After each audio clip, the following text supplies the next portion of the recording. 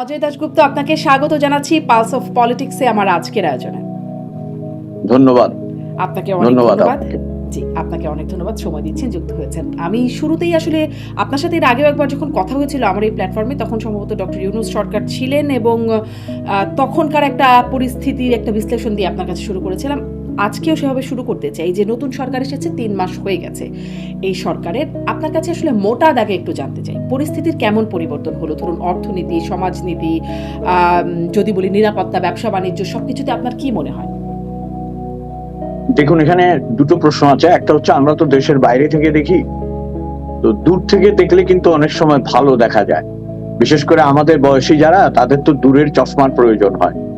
দূর থেকে দেখলে জিনিসটা স্পষ্ট এবং স্বচ্ছ মনে হয়, যেটা কাছের মানুষ হয়তো অনেক সময় বুঝে উঠতে পারেন না। আমি যেটা জেনেছি, প্রথমে আমি একটা কথা বলি আপনাকে, যে ডক্টর ইউনূস সরকারের আমলেই আমরা কথা বলেছিলাম। আহ আমি শব্দটা একটু পরিবর্তন করে বলতে চাই, ডক্টর ইউনূসের জবরদস্তি সরকারের আমলে আমরা কথা বলেছিলাম। সেই জায়গাটা থেকে মানুষ একটু ভালো আছে এই কারণে, ধরেন যে সাধারণ মানুষের সাথে যখন কথা হয়, তারা সকলেই এক বাক্যে স্বীকার করেছেন তারা হাঁপ ছেড়ে বেঁচেছেন। এই যে হাঁপ ছেড়ে বাঁচাটা, এটাকে আপনি এই যে বললেন না কতগুলি ফ্যাক্টর, অর্থনীতি, সমাজ, রাজনীতি, সংস্কৃতি, সব বিষয়ে একটা দখলীকরণের চেষ্টা হয়েছিল ডক্টর ইউনূসের আমলে। যে কথাটা আমি সবসময় বলি এবং বলবো, আপনি একটি সরকারের পতন ঘটিয়েছেন, সেটি হতেই পারে। তারা দীর্ঘ সময় ধরে সরকারে ছিল, নানা ধরনের অপকর্মের সাথে জড়িত ছিল, টাকা লন্ডারিং, অনেক কিছু হয়েছে। তার ফলাফল হিসেবে তাকে চলে যেতে হয়েছে, দেশ ত্যাগে বাধ্য করা হয়েছে, বা পালিয়ে গেছে, যেটাই আমরা বলি না কেন, চলে গেছে। সেটার সাথে মুক্তিযুদ্ধের কি সম্পর্ক ছিল? আপনি কি কারণে রিসেট বাটন প্রেস করতে গিয়েছিলেন? কেন আপনি একটা যুবক ছেলের হাত ধরে ইন্টারন্যাশনাল ফোরামে বলছেন যে কোনো বিপ্লব করলে একে দরকার হবে, এ হচ্ছে মাস্টার মাইন্ড? এগুলো আপনার বিপ্লবের লক্ষ্য ছিল? আচ্ছা, আপনি কিন্তু আপনি রাতারাতি এই রবীন্দ্রনাথ প্রসঙ্গটাতে গেলেন, একটুখানি জিজ্ঞাসা করি। আপনি মনে হয় আরো একটা পয়েন্ট বলছিলেন, কিন্তু এই প্রসঙ্গে একটুখানি জিজ্ঞাসা করি। আপনি বলছেন যে মাহফুজ আলমের কথা, যাকে আসলে মাস্টার মাইন্ড হিসেবে পরিচিত করিয়েছিলেন ডক্টর মোহাম্মদ ইউনূস, পরে তিনি বলছেন, বিভিন্ন সাক্ষাৎকারে দেখেছি যে তাকে ব্যবহার করা হয়েছে। আসলে ওরকম কিছুই না, তিনি ব্যবহৃত হয়েছেন। এবং তিনি বলছেন, আমি দেখছিলাম সম্ভবত ডয়চে ভেলের একটা ইন্টারভিউতে তিনি বলছিলেন যে তাকে জিজ্ঞাসা করা হচ্ছে যে, তিনি বলছেন যে আমার মন্ত্রণালয় বা আমার যে ডক্টর ইউনূসের বিশেষ সহকারী ছিলাম আমি, বা উপদেষ্টা ছিলাম, সেখানে আমার কাজ কি ছিল? তখন মানে অ্যাঙ্করকেই উনি পাল্টা প্রশ্ন করছেন যে তার আসলে কোনো কাজ ছিল না, সেটা তিনি বলতে চাইছেন যে তার কোনো ক্ষমতা ছিল না, তাকে ব্যবহার করা হয়েছে। এটা তার বক্তব্য। আচ্ছা শুনেন, যে ইংরেজিতে একটা শব্দ আছে না, খুব কাছাকাছি, ইউজ এবং অ্যাবিউজ। ঠিক আছে, খুব কাছাকাছি শব্দ, কিন্তু তো সে বলছে সে ইউজড হয়েছে, আমি বলবো সে অ্যাবিউজড হয়েছে। আরো কিছুদিন পরে রিয়ালাইজ করবে যুবকটি, তার কথা আমি শুনেছি, তার কথাকে আমি সমর্থন করার আমি কোনো কারণ দেখি না। সে যে ভাষায় কথা বলে বা যে দৃষ্টিকোণে, হয়তো আমরা তাদের চাইতে প্রজন্মগতভাবে অনেক পুরনো, আমাদের দৃষ্টিভঙ্গি পুরনো, বাট হোয়াট এভার ট্যালেন্ট এই ছেলেটা ছিল, সেটাকে নষ্ট করে দেওয়া হয়েছে, যে কারণে সে বলতে বাধ্য হচ্ছে যে আমাকে ব্যবহার করা হয়েছে। এখন যিনি ব্যবহৃত, তিনি যদি বোঝেন যে তিনি উচ্ছিষ্ট এবং তাকে ফেলে দেওয়া হয়েছে, তো সেখানে আমাদের আর বলার কি আছে? তো আমি ওই প্রসঙ্গটায় ফিরে আসি, যেটা দিয়ে আপনি শুরু করেছিলেন। বর্তমানে যে বিএনপি সরকারের আমল, মানুষ হাঁপ ছেড়ে বেঁচেছে কিন্তু। এবং আপনি যদি দেখুন, সমালোচনা করা যেতেই পারে। এখন তারেক রহমানের সমালোচনা না করলেই দেখি গালাগালি করে। মানে বাংলাদেশের ট্রেন্ডই এরকম, যে কোনো জায়গায় কথা বললে আমি মন্তব্যগুলো মন দিয়ে পড়ার চেষ্টা করি, তারেক রহমানের কেন সমালোচনা করা হচ্ছে না, এইটাও একটা আক্রোশ। তো আমার কথা হচ্ছে, সমালোচনা করার আগে একটা মানুষকে তো পোক্ত হয়ে বসতে দিতে হবে, তাই না? বসুক, দেশটা হাতে চালাক ভালো করে, কিছুদিন পরে আমরা বুঝবো যে কোথায় আছে ছিদ্রগুলো। সেই ছিদ্রগুলো, এখন বিষয়টা কিরকম? বিষয়টা হচ্ছে, আমি কি ওই ছিদ্রগুলো আঙুল দিয়ে আরো বড় করে দেবো, না ওই ছিদ্রগুলো দেখিয়ে বলবো যে এই ছিদ্রগুলো বন্ধ করুন? কোনটা আমাদের কাজ? আমাদের কাজ হচ্ছে ছিদ্রগুলো বন্ধ করতে বলা, যেন এই ছিদ্র দিয়ে বড় বড় বিষয় ঢুকতে না পারে, এবং আপনারাও যেন পতন না হয়। কারণ বাংলাদেশে একটা স্টেবল সরকারের প্রয়োজন হয়ে পড়েছে। আপনি যেটা বলেছেন যে, দেখুন, এটা মানতেই হবে, লিবারেল যেমন এই আমাদের অস্ট্রেলিয়ায় শাসন করে, কোন দেশে যেমন ফেডারেল ডেমোক্রেটিক এরা শাসন করে, বাংলাদেশে আসলে দুইটি রাজনৈতিক দল, একটি আওয়ামী লীগ আর একটি বিএনপি। এটা মানতেই হবে আপনাকে। বাকি দলগুলো ওরা চেষ্টা করছে, চেষ্টা করতে তো কোনো অসুবিধা নেই। যেমন 80 বছর ধরে চেষ্টা করছে কমিউনিস্ট পার্টি, হ্যাঁ, বাম বাম করতে করতে এখন এলাহি বামে পরিণত হয়ে গেছে, এটা দিয়ে মাথা ব্যথাও ছাড়ে না এখন, এই অবস্থা তাদের। হ্যাঁ, ওই বামে তো কাজ হবে না, বাম ডানে কাজ হয় না। এই যে ডানপন্থীরা যে জোর করে সংসদে এসে গেছে, অথবা যেভাবেই হোক নিজেদের প্রভাব খাটিয়ে সংসদে আজকে বিরাজমান, আসলে কি তারা পারবে আমাদের দেশকে বলতে দিতে? এবং আপনি একটা জিনিস খেয়াল করেন তো, মানুষ যদি সত্যি তাদেরকে সেভাবে পছন্দ করত, তাহলে আপনার তাদের ভাষায় যে বিপ্লব হয়েছে, সেই বিপ্লবের পরে বিরোধী দলে গিয়ে এত ভয় কেন? আমি তো তাদের কথায় ভয়ের আলামত পাচ্ছি। কেন মনে হচ্ছে তারা হ্যাঁ, ভয় পাচ্ছে? জি, কেন মনে হচ্ছে যে তারা ভয় পাচ্ছে? ভয় পাচ্ছেন কেন জানেন? যে কোনো একটা বিলে, যে কোনো একটা ব্যাপারে, যে কোনো কিছুতে আপনার আক্রমণ এবং মারমুখী হয়ে ওঠে। মানুষ কখন মারমুখী হয়?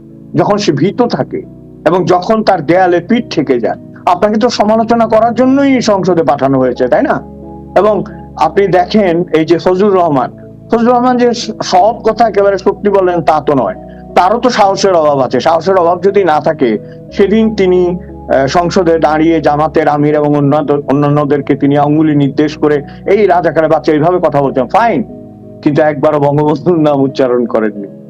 যে বঙ্গবন্ধুটাকে তিনি মুক্তিযুদ্ধে গিয়েছেন, যে ৭১ তাকে মহান মুক্তিযোদ্ধার স্মারক দিয়েছে, যে মহান মুক্তিযুদ্ধ তাকে মুক্তিযোদ্ধা করেছে, তিনি সবসময় সেটি বলেন বঙ্গবন্ধু। সেদিন বলেননি তিনি সংসদে, কারণ তার নেতা সেখানে উপস্থিত না, প্রধানমন্ত্রী সেখানে উপস্থিত, অন্যান্য এমপিরা উপস্থিত।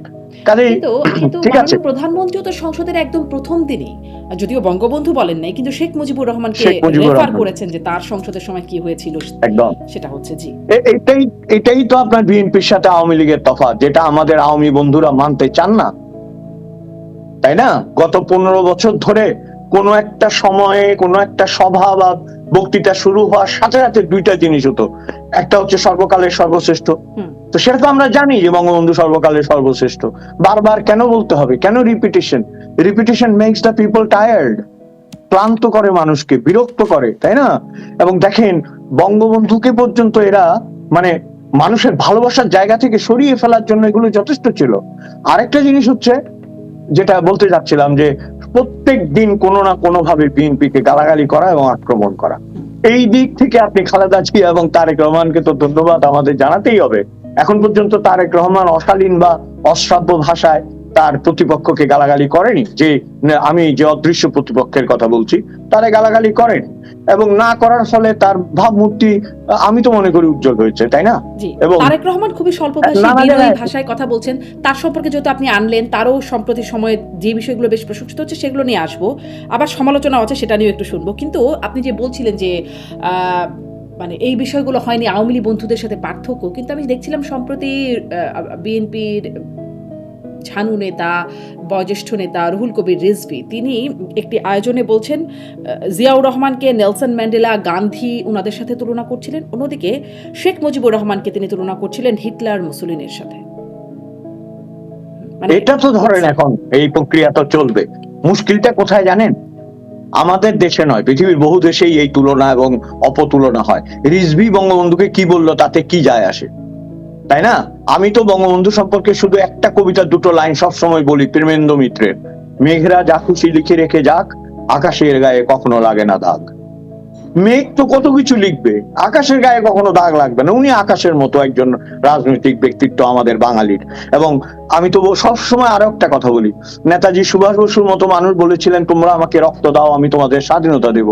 দিতে পারেননি, নানা কারণে তিনি পারেননি। ব্রিটিশের সাথে সংগ্রাম করা এতটা সহজ ছিল না, কিন্তু বঙ্গবন্ধু পেরেছিলেন। একই ভাষায় বলেছেন, রক্ত যখন দিয়েছি রক্ত আরো দেবো, তখন এই দেশকে মুক্ত করে ছাড়বো ইনশাল্লাহ। এবং উনি পেরেছিলেন। He is a successful politician.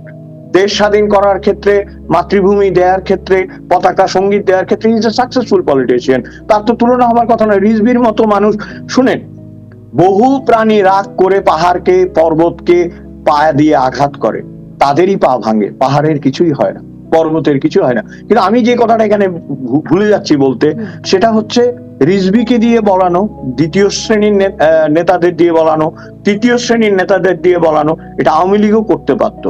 সেটা না করে তাদের শীর্ষ নেত্রী নিজেই এই দায়িত্বটি গ্রহণ করতেন, যেটি ভালো হয়নি। তার এই দায়িত্ব গ্রহণ করার প্রয়োজন ছিল না।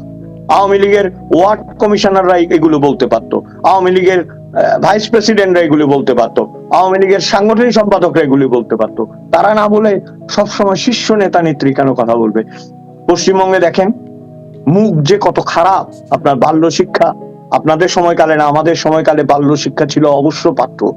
এই যে আপনার কি বলে রামসুন্দর বসাকের বাল্য শিক্ষা, কথিত আছে যে এটি আসলে বর্ণ পরিচয় বিদ্যাসাগরের, তিনি তাকে দিয়ে দিয়েছিলেন যে এটা করে খাও তুমি। যাই হোক, এই বাল্য শিক্ষা একটা কথা ছিল, স্বীয় জিহ্বা শাসনে রাখিবে।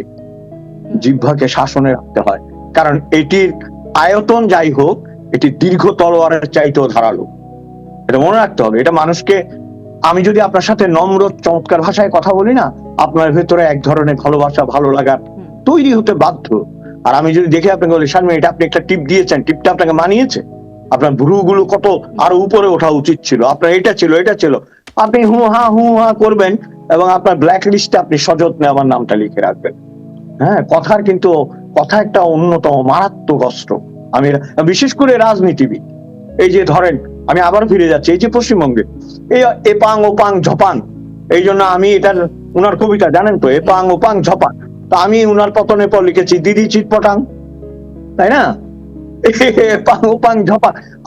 আমি বিস্মিত হয়ে যাই যে দেশে ধরেন আমি বলি, যে দেশে শামসুর রহমান, যে দেশে আল মাহমুদ, আমি রাজনৈতিক ধারা পছন্দ করি না করি অন্য কথা, যে দেশে মহাদেব সাহা, যে দেশে ধরেন আমাদের দেশে সিকান্দার আবু জাফর, হ্যাঁ, এই সমস্ত কবির জন্ম হয়, আপনার লালন ফকিরের মতো মানুষের জন্ম হয়, সেখানে রাজনীতিবিদদের ভাষা এত খারাপ হয় কি করে?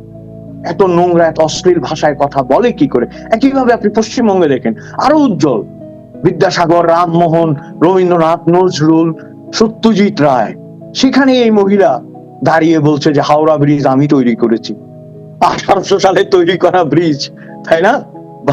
মানে ব্রিটিশের তৈরি করা ব্রিজ।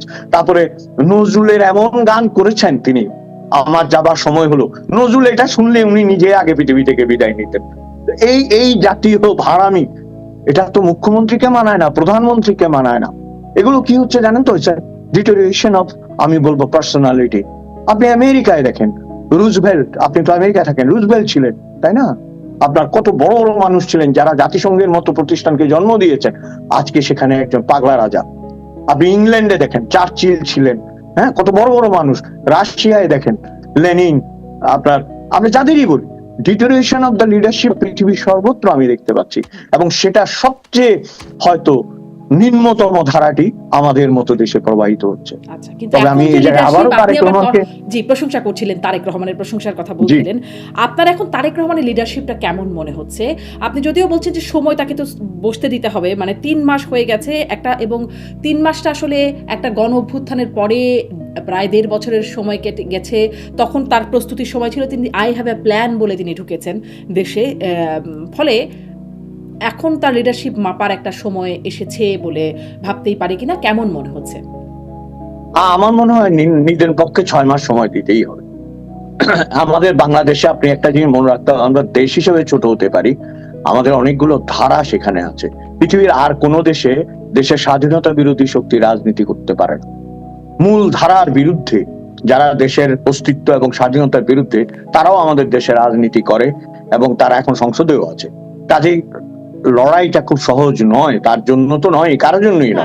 এক নাম্বার, জোটেও ছিল, ফলে লড়াইয়ের কি আছে, জোট থেকে তো বেরিয়ে গেছে না, জোট তো ভেঙে গেছে এখন, এবং প্রতিদ্বন্দ্বিতা তো তাদের 2 দলের মধ্যেই হয়েছে না। আওয়ামী লীগ তো উজ্জ্বল ছিল, তাই না?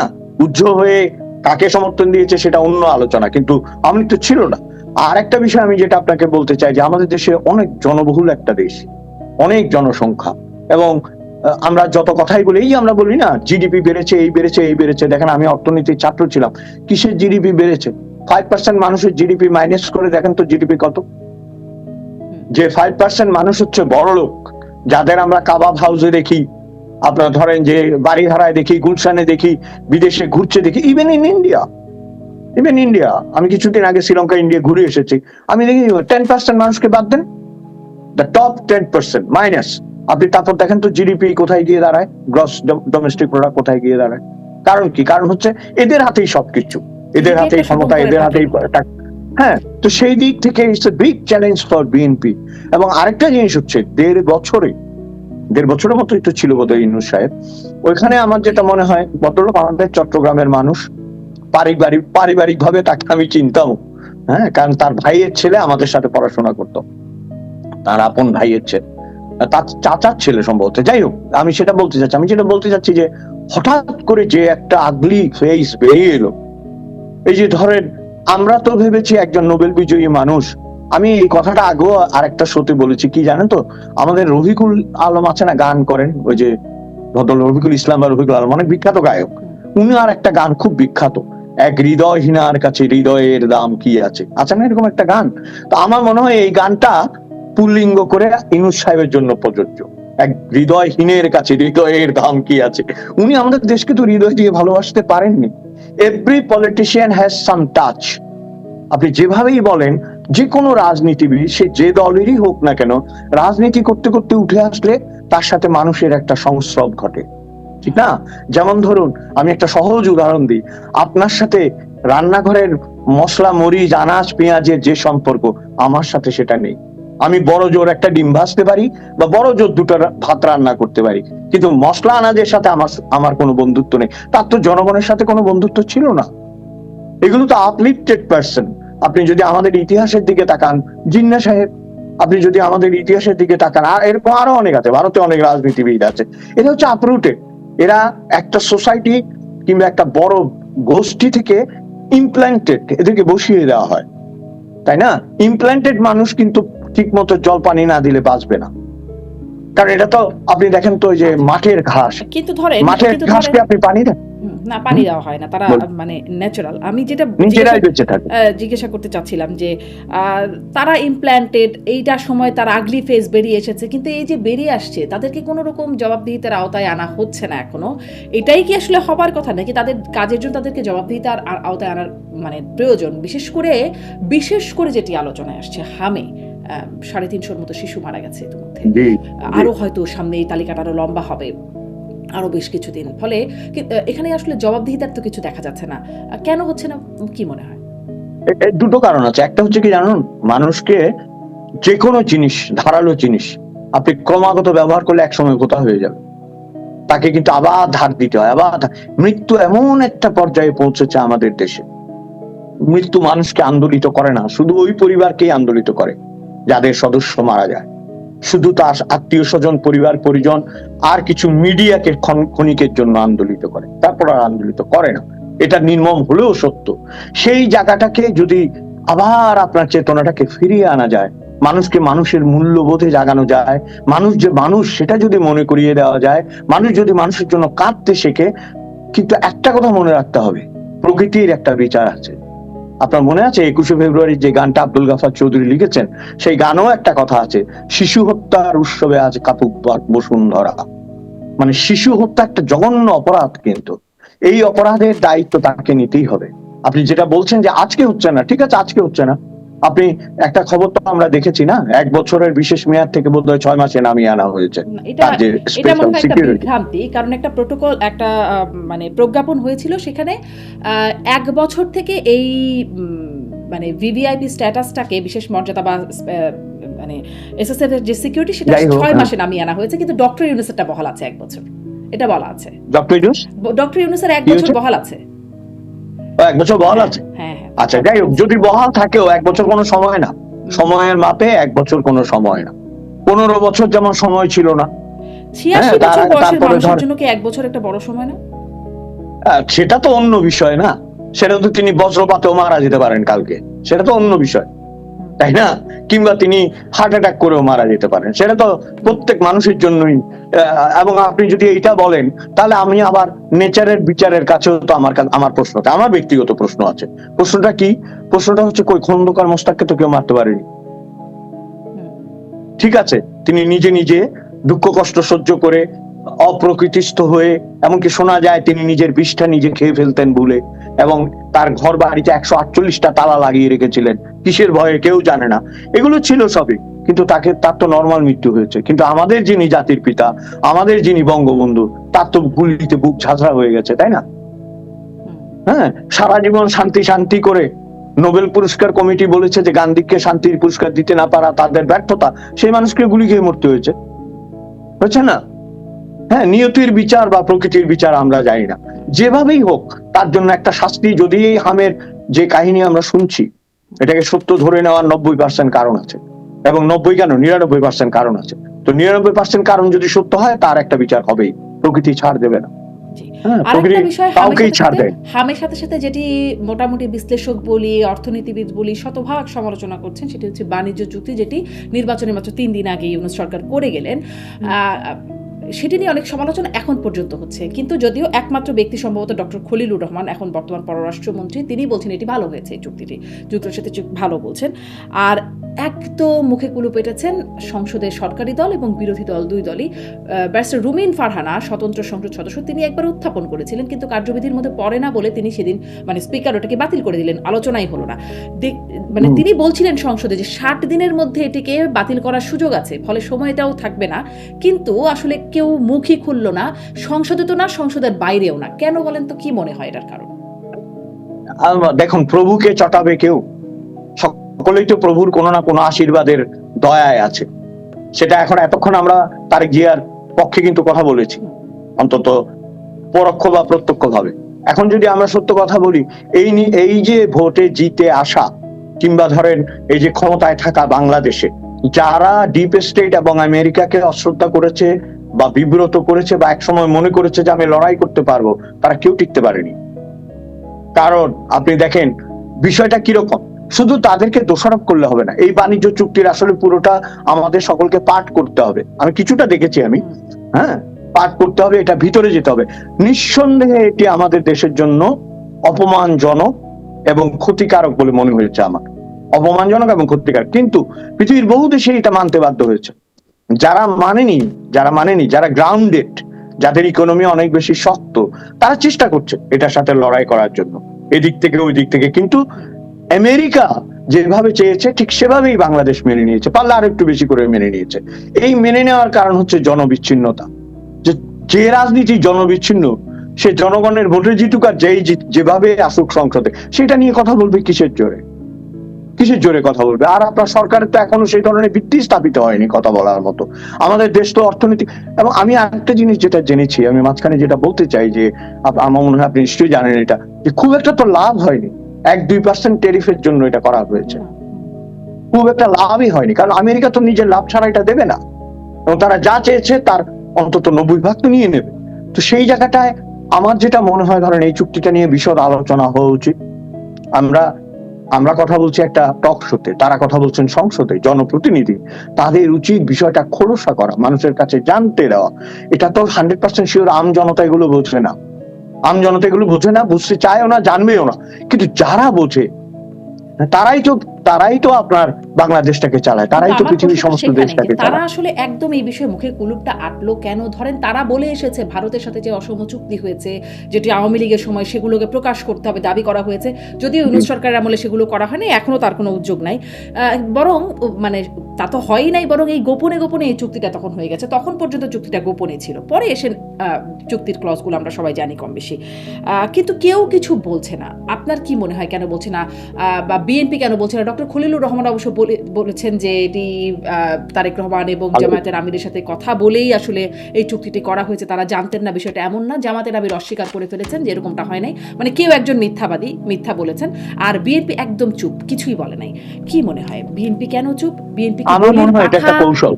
বিএনপি কি বলির পাঠা হচ্ছে এখানে, নাকি নিজেই দেশের স্বার্থকে পাঠা বানিয়ে বলি দেওয়ার একটা পার্ট? আমি মনে করি দ্বিতীয়টা সত্য, যেটা বলেছেন, যে নিজেরা বলির পাঠা হলে ধরেন তারা তো জবাই হয়ে যাবে না। বলির পাঠা মানে তো আপনি জবাই হওয়ার জন্য তৈরি হয়েছেন। সেই জায়গাটা থেকে বাঁচার জন্য এখানে একটা বিষয় আমাকে বলতেই হবে, সেটা কি জানেন তো? অদূরদর্শী রাজনীতি বিএনপির কাছ থেকে আমরা প্রত্যাশা না করলেও হবে এই কারণে, কারণ আপনি দেখেন কোঅর্ডিনেশনের একটা অভাব আছে। এখন পর্যন্ত আমি যা দেখেছি, কোথাও একটা কোঅর্ডিনেশনের অভাব আছে, এবং খালেদা জিয়া আর তারেক জিয়ার ইমেজ কিন্তু একরকম নয়। এই কারণেই আমার মনে হয় তারেক জিয়া অনেক সময় চুপ থাকেন এবং আস্তে আস্তে বিষয়টাকে তিনি আয়ত্তে নেওয়ার চেষ্টা করছেন। কারণ আপনাকে এটা তো মাথায় রাখতে হবে, সামনে যারা বসে আছে এরা অনেক সিনিয়র লিডার, অনেক সিনিয়র লিডার।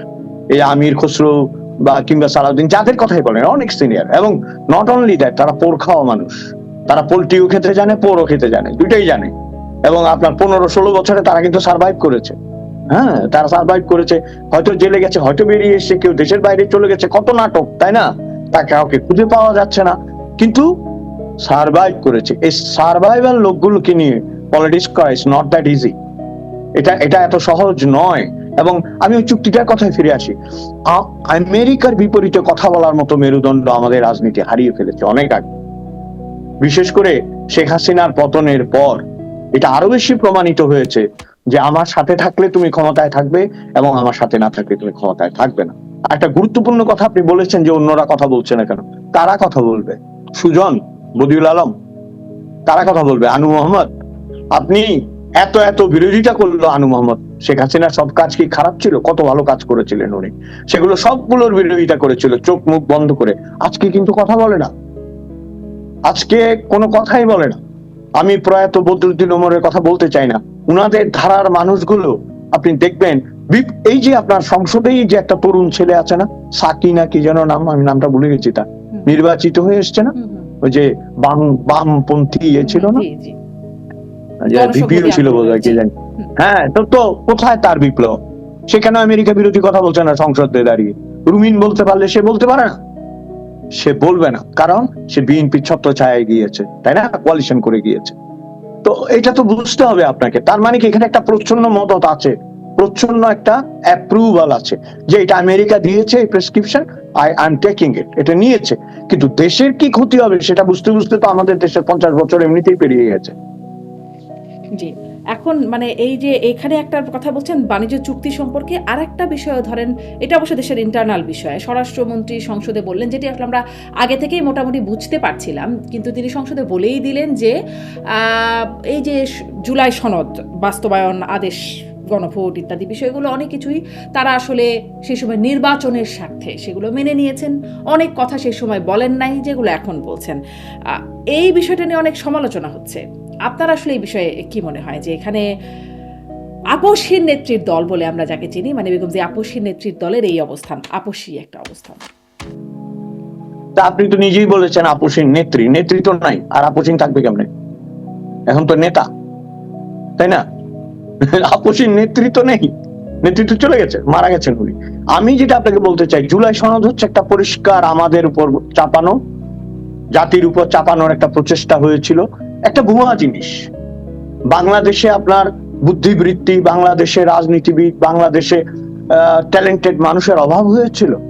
আলী রিয়াজকে নিয়ে গিয়ে আপনার একটা সনদ তৈরি করাতে হবে, মাসের পর মাস, প্রায় বছর খানেক উনি ওখানে ছিলেন, মোটা দাগের বেতন, টাকা পয়সা কামিয়ে একটা কমিশন করে, এবং ওই কমিশনের যে বিষয়গুলো আমরা পড়েছি, খুব বেশি প্রয়োজন এগুলি।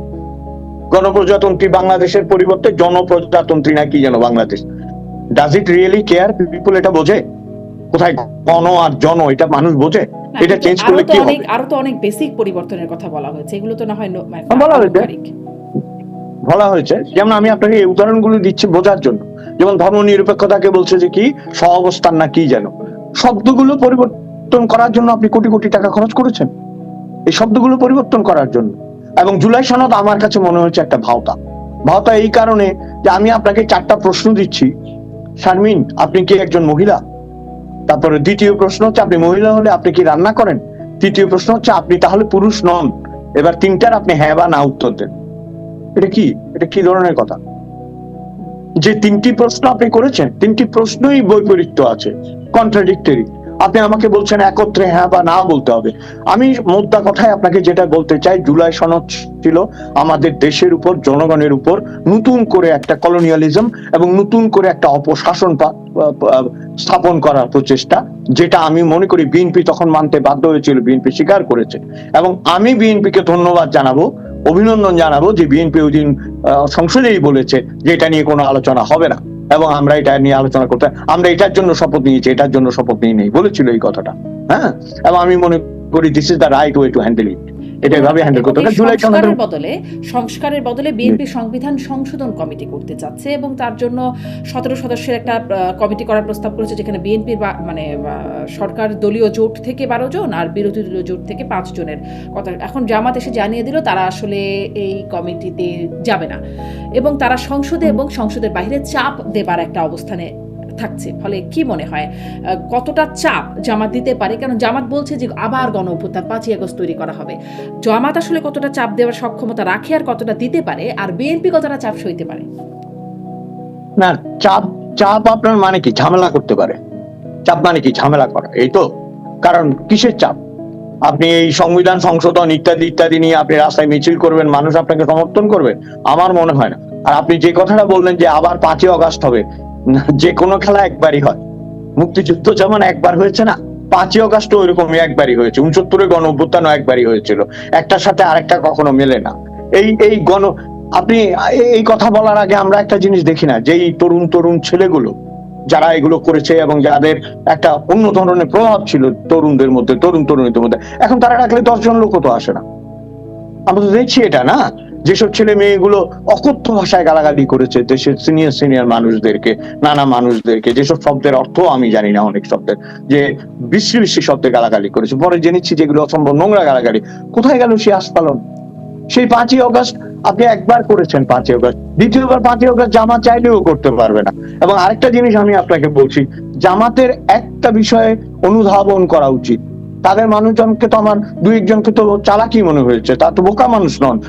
বিশেষ করে আমি তো নিঃসন্দেহে বুদ্ধিমান মানুষ, তার তো এটা বোঝা উচিত যে এই দেশের মানুষ ধর্মপ্রাণ, ধর্মান্ধ নয়। তার তো এটা বোঝা উচিত।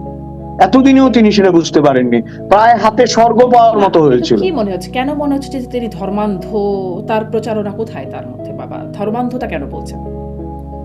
আমি কেন ধর্মান্ধতা বলছি?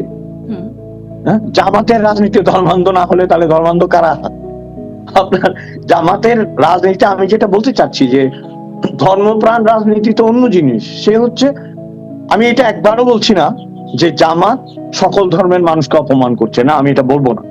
তারা তাদের মতো করে দেখছে, কিন্তু তাদের দেখার মধ্যে যে ধর্মান্ধতা আছে সেটা কি? সেটা হচ্ছে আমি শ্রেষ্ঠ, আমার কথা শুনতে হবে। আমি যেটা, এটা তো ধরেন যে কোনো দেশেই ধর্মভিত্তিক দলের প্রথম সমস্যা হচ্ছে সে নিষেধাজ্ঞা জারি করে, সে রিজিড হয়ে যায়। এটার বাইরে তুমি যেতে পারবে না। ডেমোক্রেসি বা ফেডারেল যে আমরা যে রাষ্ট্রগুলো দেখি বা যেগুলো উদার নৈতিক ব্যবস্থা, সেটা বলে না। সেটা হচ্ছে তুমি বিরোধিতা করতে পারবে, তুমি মানলে মানো, না মানলে নেই। তারা বলছে তুমি বিরোধিতা করতে পারবে না, এটাই মানতে হবে, তারপর আসো আমরা কি আলোচনা করি। এবং আরেকটা কথা যেটা বললেন যে সবকিছু যারা ধর্ম দিয়ে বিবেচনা করে, আমি ব্যক্তিগতভাবে মনে করি ইসলাম একটি উদার ধর্ম এবং নিঃসন্দেহে ধরেন পৃথিবীতে আধুনিক ধর্মের অন্যতম একটি ধর্ম। আজকে রবীন্দ্রনাথের জন্ম জয়ন্তী। রবীন্দ্রনাথ কিন্তু ইসলাম ধর্ম সম্পর্কে একটি বাণী দিয়েছিলেন। দিল্লি জামে মসজিদ থেকে একটা পত্রিকা বেরিয়েছিল, তিনি নবীজিকে পয়গম্বর সম্বোধন করে বাণী দিয়েছিলেন। তিনি সেখানে বলেছিলেন যে এটিকে আমার অত্যন্ত আধুনিক ধর্ম মনে হয়, আমি ধারণা করি আধুনিক সভ্যতার বিকাশ এবং উন্মেষ ঘটনে ভারতের মুসলমানরা ভূমিকা রাখবেন। এটা তিনি বলেছেন বহু বছর আগে। আমি এখনো মনে করি এই বাণীটি এখনো আমি মনে করি সার্থক, এবং এই বাণীটি এখনো প্রচারের প্রয়োজন আছে, এবং এটা জামাতের আমিরের জন্য প্রয়োজন আছে। আপনি রবীন্দ্রনাথের কথা বললেন বলে একটা ছোট্ট প্রসঙ্গ তুলি, সেটি হচ্ছে সম্প্রতি সংসদ সদস্য হান্নান মাসুদ তিনি বলছেন যে রবীন্দ্রনাথ ঠাকুর তিনি তোষামতি করে, মানে ব্রিটিশদের তোষামতি করে তিনি নোবেল পুরস্কার পেয়েছেন। এটি তিনি সম্প্রতি বলেছেন। এর আগেও মানে রবীন্দ্রনাথ ঠাকুরের লেখা জাতীয় সঙ্গীতটি পরিবর্তনেরও একটা কিন্তু বিষয় ছিল। আপনি কি কোনো মন্তব্য করবেন কি? দেখেন, আইনস্টাইনের সাথে রবীন্দ্রনাথের দেখা হয়েছিল, রবীন্দ্রনাথের সাথে ভিক্টোরিয়া অকাম্পোর দেখা হয়েছিল, রবীন্দ্রনাথের বাড়িতে এসেছিলেন পৃথিবীর তাবৎ মানুষেরা। ব্রিটিশ কবি নিজে রবীন্দ্রনাথের গীতাঞ্জলি অনুবাদ করে সাবমিট করেছিলেন নোবেলের জন্য। সেই বছর নোবেল পায়নি রবীন্দ্রনাথ, পরে রবীন্দ্রনাথ নিজে আবার তর্জমা করে জমা দিয়ে নোবেল পুরস্কার পেয়েছিলেন। তারা কেউই জানলো না যে ব্রিটিশকে তোষণ করে রবীন্দ্রনাথ নোবেল পুরস্কার পেয়েছে। হান্নান মাসুদ জেনে গেছে, তাই না? হান্নান মাসুদ এই সমস্ত অর্বাচীন, এরা সাংসদ হতে পারে তো অর্বাচীন, যে দেশের জাতীয় সঙ্গীতের লেখককে অসম্মান করা হয়, এবং দেখুন অসম্মানের পর্যায়টা কত নিম্নমানের, কত অরুচিকর। সে বলছে যে ব্রিটিশের কি তোষামত করে নোবেল পুরস্কার অর্জন করা হয়েছে। যদি তাই হয়, রবীন্দ্রনাথ যে পুরস্কারটি বর্জন করেছিলেন, নাইটহুড, সেটি কেন করেছিলেন তিনি? জালিয়ানওয়ালাবাগে হত্যাকাণ্ডের জন্য। আমি ব্যক্তিগতভাবে জালিয়ানওয়ালাবাগে গিয়েছিলাম দেখার জন্য কোন জায়গাটায় এরকম পাঞ্জাবিদের রেখে সবাইকে মেরে ফেলা হয়েছিল, এবং সেই যে মুহূর্তে সেই খবরটি পেয়েছিলেন রবীন্দ্রনাথ, তিনি সেই নাইটহুড উপাধিটি বর্জন করেছিলেন। তো তিনি ব্রিটিশকে খুশি করলে নাইটহুড উপাধি বর্জন করতেন? এখন এই ছেলেকে কে বোঝাবে? ধরেন মাথা মোটা এবং আপনার পড়াশোনা নেই, পড়াশোনা থাকলে এই ধরনের কথা বলতে পারে না। আমি মনে করি কি জানেন, রবীন্দ্রনাথ তার জন্য, এই ধরনের লোকের জন্যই লিখছে যে যাহারা তোমার বিষাইছে বা ইউনিভাইছে তব আলো, তুমি কি তাদের ক্ষমা করিয়াছ? তুমি কি বেসেছো ভালো? এদেরকে না ক্ষমা করা যায়, না ভালোবাসা যায়, অর্বাচীন। কিন্তু সংসদে তারা আবার খুব শক্তিশালী বক্তব্য রাখছেন। ধরুন নাহিদ, হাসনাত, তারা খুব শক্তিশালী বক্তব্য রাখছে। আপনার এই সংসদ প্রসঙ্গে কি মন্তব্য? যে সংসদকে আপাত দৃষ্টিতে কিন্তু খুব ভাইব্রেন্ট মনে হচ্ছে এবং এই অর্থে কার্যকর যে সেখানে ডক্টর ইউনূস সরকারের সময় 133টি যে চুক্তি হলো তার একটা সুরাহা হয়েছে এই প্রথম অধিবেশনের মধ্যে। অধিবেশন শেষ হলো, আপনার কাছে কেমন মনে হলো সংসদকে?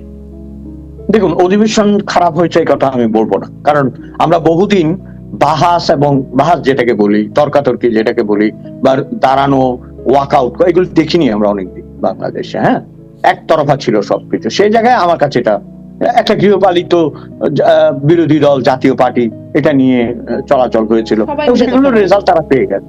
হ্যাঁ, সেগুলো তারা রেজাল্ট পেয়ে গেছে। কিন্তু আমার কথা হচ্ছে কি, এটা ঠিক আছে, কিন্তু আপনি যেটা বলছেন যে ওইরকম বক্তৃতা দেয়, এই করে সেই করে, এই জায়গায় আমার একটা কথা আছে।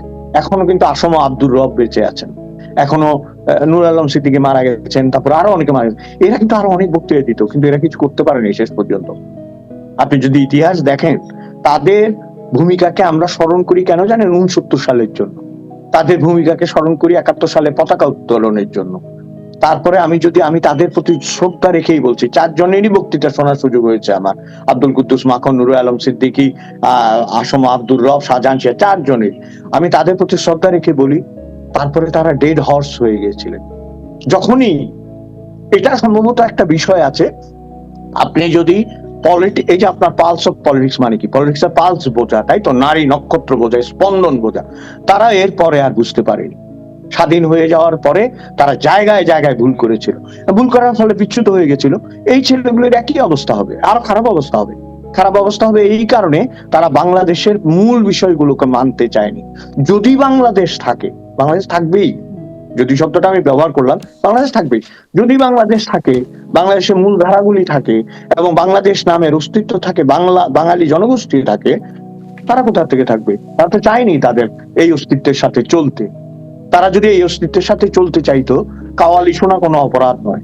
আমি নিজে ব্যক্তিগতভাবে টিকিট কেটে অনেক কাওয়ালি দেখেছি, কিন্তু হঠাৎ করে কাওয়ালিকে এনে মাথার উপর চাপিয়ে দেওয়া, এগুলো তো এক ধরনের আপনার ভণ্ডামি, এবং এগুলো হচ্ছে কি জানেন, এক ধরনের আই ওয়াশ, আর এক ধরনের আপনার স্থাপন নয়, প্রতিস্থাপন। একটা জিনিসকে জোর করে সরিয়ে আরেকটা জিনিস নিয়ে আসা, এটা তো নয়, এটা নয়। তুমি বাঙালি, তুমি তো তুমি যতভাবেই কথা বলো, ওই যে আপনার পার্থ নামে একজন সাংসদ আছে না, ওই যে আমাদের আন্দোলন, বললো না যে ওখানে আরবি বই আছে, এই জন্য আমি উর্দু কথা বললাম, একটা উর্দু বই আছে বলেছে না, এই জন্য আমি উর্দুতে কথা বললাম। উর্দু বই নিয়ে সংসদে আসতে হবে কেন? আমরা কি উর্দুতে কথা বলি? আমরা কি হিন্দিতে কথা বলি? আমরা বাঙালি, বাংলা ভাষায় কথা বলে যাচ্ছেন একের পর এক, মানে বাংলা কবিতা ততটা শুনছি না। মানে উর্দু তাদের কথা বলা হচ্ছে যে জামাতের জন্য উর্দু বুঝতে সুবিধা হবে, কিন্তু সংসদে বারবার উর্দু। ওই জন্য বলেছে আর কি, আমি বলছি যে ওরা বইটা নিয়ে এসছে, আমি ওইটাই বলছি যে বইটা নিয়ে এসছে। তো সংসদে আপনারা উর্দু বই নিয়ে আসতেছেন কেন? উনি যাদেরকে ইন্ডিকেট করেছে আর কি, হ্যাঁ, এই ছেলেগুলি উর্দু বই নিয়ে আসছে কেন? এটাই হচ্ছে সমস্যা আপনার। বাংলা ভাষাভিত্তিক একটা রাষ্ট্র আমাদের দেশ, সূচনা হয়েছে 1952 সালে, মানে ভাষা আন্দোলনের মধ্য দিয়ে। 47-এর পরেই 52 থেকেই পাকিস্তানের 56 কিন্তু শুরু হয়েছে সন্ধ্যাকাল। সেই জায়গাটাকে বিরোধিতা করে যদি পলিটিক্স করতে চায়, তো তারা আপনার এই টোপে টিকবে, বড় বড় কথা বলে টিকবে। তবে হ্যাঁ, আপনি যেটা বলেছেন, শক্তি আছে গায়ে, এখনো ইয়াং মানুষ, ভালো করে বলতে পারে, কঠিন গলায় বলে। সেই কঠিনতা এবং সেই শক্তি যদি পজিটিভ দিকে আসে, তো কোনোদিন হয়তো হবে, কিন্তু পজিটিভ দিকে আসবে কি করে? They have already lost their faith to the, মানুষ তো ওদেরকে আর বিশ্বাস করে বলে আমার মনে হচ্ছে না। আমি যত মানুষের সাথে আমার ইন্টারঅ্যাক্ট হচ্ছে, আপনার হাসিনা চলে যাওয়ার পরে, শেখ হাসিনা চলে যাওয়ার পরে, মানে বিশাল একটা অংশের মানুষের মনে শান্তি যে চলে গেছে চলে গেছে চলে গেছে। আবার বেশ কিছু মানুষ তো ছিল যারা এটাকে নিতে পারেন, ক্রমাগত তাদের সংখ্যা বেড়েছে যারা নিতে পারেনি, ক্রমাগত আজকে তাদের সংখ্যা অনেক বেশি। আবার উল্টো দিকে দেখেন, এরা চলে যাওয়ার পরে স্বস্তির একটা বাতাস, অল্প কিছু তরুণ তরুণী বা ভেস্টেড কর্নার ছাড়া তাদের জন্য তো কেউ ফিল করছে না। তো আপনার কাজের মূল্যায়ন হচ্ছে আপনি চলে যাওয়ার পরে বা আপনার এবসেন্সে আপনাকে মানুষ কিভাবে মূল্যায়ন করছে, আপনাকে কিভাবে দেখছে, এটাই তো আপনার মূল্যায়ন, তাই না? তো আপনি বলছেন যে অনেকে, আমার মনে হয় না এরা মূল্যায়িত হবে। আপনি আওয়ামী লীগের কথা বলছেন, আপনার কাছে কি মনে হয় মানে আওয়ামী লীগকে আপনি বলছেন অনেকেই এখন মিস করছে, আওয়ামী লীগের রাজনীতি, বাংলাদেশের রাজনীতি কোনো তৎপরতা তারা করতে পারছে না, ফেসবুক কেন্দ্রিক বা সামাজিক যোগাযোগ মাধ্যমে টুকটাক যা হচ্ছে সেটুকু, এভাবে করে আসলে কতদিন আওয়ামী লীগের রাজনীতির ভবিষ্যৎ আপনার কাছে কি মনে হয়? পলাতক অবস্থায় আর কতদিন রাজনীতি? দেশে তো কোনো অ্যাক্টিভিটি সেভাবে নাই। আপনি অনেক ভালো একটা পয়েন্ট, এবং এটার জন্য আবারও গালাগালি শুনতে হবে কমেন্টে, কিন্তু প্রশ্ন হচ্ছে আওয়ামী অনলাইন লিগ করে তো আওয়ামী লীগকে বাঁচানো যাবে না। আমি এই কথাটা বারবার বলেছি যে আওয়ামী অনলাইন লীগের দল আওয়ামী লীগ নয়। আওয়াম মানেই হচ্ছে জনগণ, সেখান থেকেই নামটা দেওয়া হয়েছিল, তাই না? আওয়ামী লীগ হচ্ছে জনগণের দল। এখন প্রশ্ন আপনি যেটা বললেন যে নেত্রী, তাদের মানে আওয়ামী লীগের নেত্রী, আমাদের ভূতপূর্ব প্রধানমন্ত্রী শেখ হাসিনা, তিনি তো দেশের বাইরে, দেশের বাইরে থেকে আপনার সংসদীয় রাজনীতিতে তো প্রবেশ করা যায় না, সেটা তো বিপ্লব হতে হয়, যেমন খোমেনি এসেছিলেন বা অন্যরা এসছেন বা ইত্যাদি ইত্যাদি। কিন্তু সেটা তো অন্য জিনিস, সেই প্রেক্ষাপট কবে তৈরি হবে? তার তো বয়স হয়ে গেছে, তাই না? তার তো অনেক বয়স হয়েছে। প্রকৃতিরও তো একটা নিয়ম আছে, মানুষের বাঁচারও তো একটা সীমা আছে। এরপরে আরেকটা কথা আমি বলি, সেটা হচ্ছে যে আমাদেরও তো কিছু বন্ধু বান্ধব আছে ধরেন যারা আওয়ামী লীগ করেন বা আওয়ামী লীগের সাথে ঘনিষ্ঠভাবে জড়িত, যেগুলো আমরা শুনি যে দুঃখজনক, যেটা আমি দুঃখজনক বলবো এই কারণে, 1975 সালে কিন্তু আওয়ামী লীগের বিরাট বিপর্যয় হয়েছিল, স্বয়ং বঙ্গবন্ধুকে সপরিবারে মারা হয়েছিল। আমি কাহিনী পুনরাবৃত্তিতে যেতে চাই না। 3 নভেম্বরে জাতীয় নেতাদের হত্যা করা হয়েছিল, কিন্তু তার পরপরই আওয়ামী লীগ মিছিল বের করতে পেরেছিল, আওয়ামী লীগ সভা করতে পেরেছিল, আওয়ামী লীগ ধীরে ধীরে ধীরে ধীরে সংগঠিত হতে পেরেছিল। এবার যেটা হয়েছে, যতই শক্তিশালী তারা বলুক না কেন, আজ পর্যন্ত তারা ভালো করে একটা মিছিল বের করতে পারেনি। এবং এটার কারণ হচ্ছে, মিছিল যারা করে, নেতৃত্ব হয়তো একজন 60 বছর বয়সী মানুষ দিতে পারে, 50 বছর বয়সী মানুষ সামনে থাকতে পারে, কিন্তু এই মিছিলটাকে চালিয়ে নিতে হলে তারুণ্যের প্রয়োজন। সেই জেনারেশন, দুটো জেনারেশন থেকে আওয়ামী লীগ নিজেকে বিচ্ছিন্ন করে ফেলেছে। আমার মনে হয় এই 20 থেকে 35 বা আপনার 18 থেকে 30 এই বয়সী মানুষের কাছে ফিরে যেতে না পারলে আওয়ামী লীগে ফিরে আসাটা খুব কঠিন হবে, খুবই কঠিন হবে। জি, তার মানে আপনি সামনে আওয়ামী লীগের কোনো সুদিন দেখেন না? কঠিন দেখি না আমি বলবো না, কিন্তু কঠিন। আচ্ছা, শেষ প্রসঙ্গে আসি। আপনি একটা মজার মানে ছড়া দিয়ে বলছিলেন, এপাং ওপাং ঝপাং দিদি চিৎপটাং। তো সেই দিদি যে চিৎপটাং হলেন, তিনি তো সেটা চিৎপটাংটাকে মানছেন না এবং তিনি পদত্যাগে নারাজ, এবং সাথে সাথে এখানে সহিংসতা শুরু হয়েছে যেটা দেখা যাচ্ছে, এবং বাংলাদেশে পুশব্যাকের আলোচনা আসছে, বাংলাদেশ সে ব্যাপারে সতর্ক থাকার কথা বলছে। নাহিদ ইসলাম বিরোধী দলীয় চিফ হুইপ, তিনি বলছেন যে মুসলিমদের প্রতি ভারতের সহিংসতা হচ্ছে পশ্চিমবঙ্গে, এই বিষয়গুলো মানে একটা উত্তেজনা বাংলাদেশেও কিন্তু এর প্রভাব চলে আসছে। আপনার কি মনে হয় সামনে আরো প্রভাব পড়তে পারে কিনা, বা কিরকম প্রভাব পড়বে? দেখুন, প্রথম কথা হচ্ছে আমি দিদির কথায় আসি। দিদি পাগলামি করে ক্ষমতাকে নষ্ট করে দিয়ে গেছেন, মানে মমতা ব্যানার্জির কথা বলছি। মানুষকে তো অনেক, এটা তো সব দেশেই আমরা দেখছি, মানুষকে অনেকদিন বোকা বানানো যায়, কিন্তু সবসময় তো বোকা বানানো যায় না। এবং একই নিয়ম দেখেন, তার ভাইপো কি অভিষেক বন্দ্যোপাধ্যায়কে তুলে আনা, এটা মানুষ নিতে পারেনি। তার আগে আপনাকে একটা কথা বলি, আজকে সকালবেলায় আমি ঘুম থেকে উঠে যখন দেখলাম রাজ্যপাল বিধানসভা ভেঙে দিয়েছেন, মানে মমতা ব্যানার্জি আর নেই, উনি তো ইস্তফা দিতে চাননি। পার্থক্যটা দেখেন, এর আগে যখন 34 বছরের শাসনামলের পরে বামপন্থীরা ক্ষমতা হারিয়েছিল, বুদ্ধদেব ভট্টাচার্য সময়ের আগে গিয়ে ইস্তফাপত্র জমা দিয়েছিলেন, কারণ ওনারা ভদ্রলোক ছিলেন না। ওনাদের রাজনীতি ভুল হতে পারে, কিন্তু এবং উনি যখন রাজ্যপালের কাছে এটা জমা দিয়ে, গভর্নরের কাছে জমা দিয়ে চলে যাচ্ছিলেন, উনি মুখ্যমন্ত্রী গাড়ি ব্যবহার করেননি, পার্টির গাড়ি করে ফিরে গিয়েছিলেন। এটা হচ্ছে ভদ্রতা। এই ভদ্রতাটা তৃণমূল করতে পারে। কিন্তু আপনি যেটা বলছেন যে ইম্প্যাক্ট অফ ইলেকশন, এখন পর্যন্ত কিন্তু ইম্প্যাক্ট অফ ইলেকশন আমাদেরকে সতর্ক থাকতে হবে। সতর্ক এই কারণে যে বিজেপি তো একটা ধর্মভিত্তিক দল। হ্যাঁ, মানুষের রায়ে এসছে, ওই দেশে ভোট হয়, এটা সবাইকে মানতে হবে। ভোটের গণনাও হয় এবং নির্বাচন মোটামুটি ফেয়ারও হয়। হ্যাঁ, তো এর আগে পিছে কি ইলেকশন ইঞ্জিনিয়ারিং কানেকশন এগুলো আমরা আলোচনা করে কি করবো, কিন্তু ভোট হয়েছে, ভোটে হেরে গিয়েছে এরা। এখন প্রশ্ন হচ্ছে বিজেপির তো একটা এজেন্ডা আছে, বিজেপির তো একটা অন্য ধরনের পলিটিক্স করবে তারা।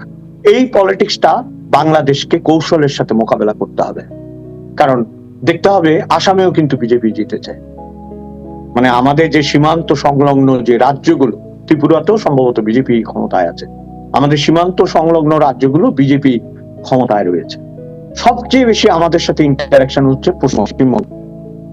আপনি জানেন কিনা, আমি নিশ্চয়ই জানেন হয়তো, যে সাউথ ইন্ডিয়ার যে হিন্দুরা, এরা কিন্তু আসলে পিওর হিন্দু, এরাই পিওর হিন্দু। আমি যখন থেকে ওই প্রান্তে যাওয়া হয়েছে, ভারতের যে রিয়েল যে হিন্দু মন্দিরগুলো, রিয়েল বলতে আমি বলছি যে আনটাচ যে হিন্দু মন্দিরগুলো, যেগুলো অন্য শাসক করতে পারেনি, কারণ ওখানে সুবেদার পাঠিয়ে শাসন করা হতো, কেউ যায়নি, কোনোদিন যেতে পারেনি। তো এমন হিন্দু আছে দক্ষিণ ভারতে যারা ঘরে একটা ছবি পর্যন্ত রাখে না, কট্টর।